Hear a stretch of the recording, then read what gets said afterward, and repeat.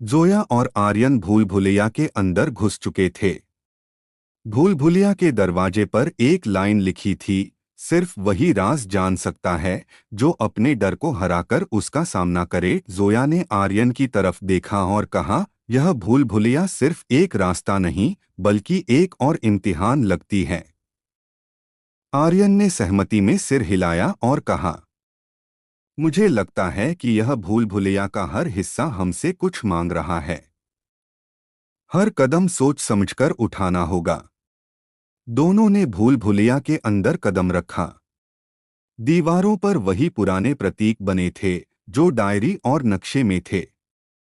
हर मोड़ पर वे प्रतीक एक नई पहेली बनकर सामने आ रहे थे। भूल भुलैया के अंदर सबसे पहले एक अजीब तस्वीर मिली। तस्वीर एक व्यक्ति की थी जो दो दरवाजों के सामने खड़ा था।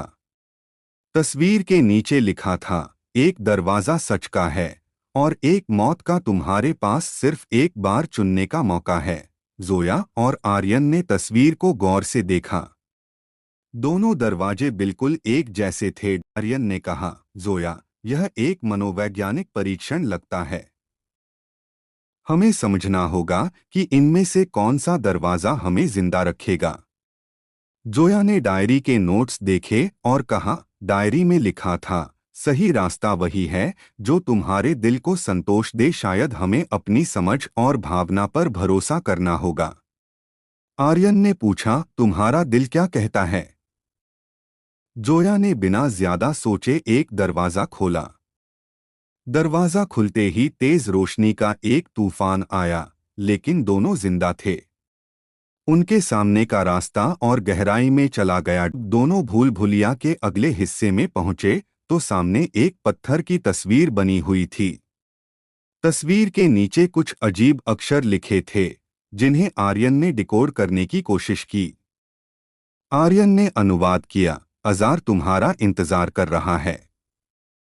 अगर तुमने गलती की तो वह तुम्हें खत्म कर देगा। जोया ने घबराकर आर्यन की तरफ देखा और कहा, अज़ार कौन है?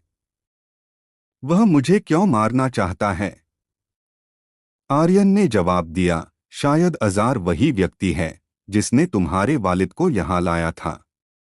शायद वह इस मिशन का नेता है। जोया ने कहा, तो हमें उसके पास पहुंचना होगा। शायद वही हमें सच बताए।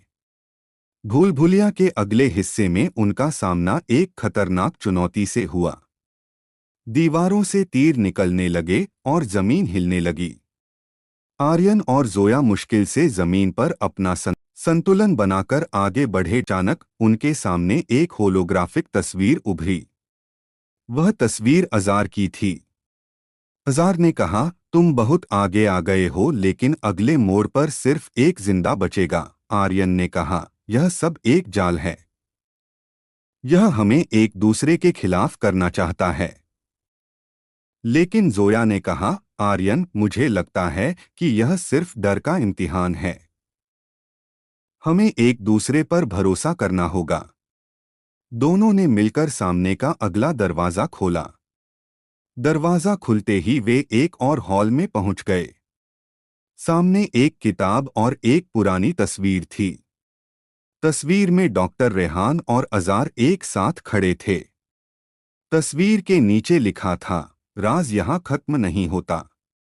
आगे की कहानी दुनिया के फैसले का इंतजार कर रही है।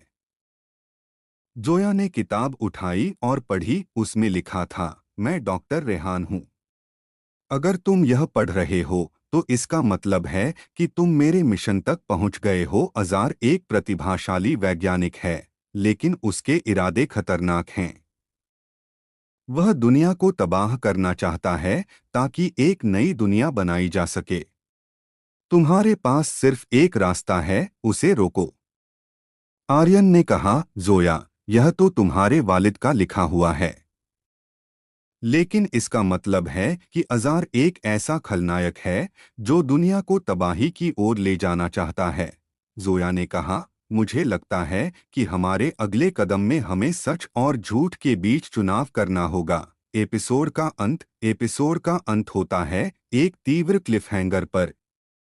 जब अज़ार की होलोग्राफिक तस्वीर फिर से सामने आती है और वह कहता है, अगर तुम अगले कदम में गलती करोगे तो तुम्हारी जिंदगी यहीं खत्म हो जाएगी। अगले एपिसोड में सच और झूठ के फैसले और अज़ार से आखिरी टकराव का रोमांचक अंत होगा। क्या आप इस कहानी के अगले हिस्से के लिए तैयार हैं?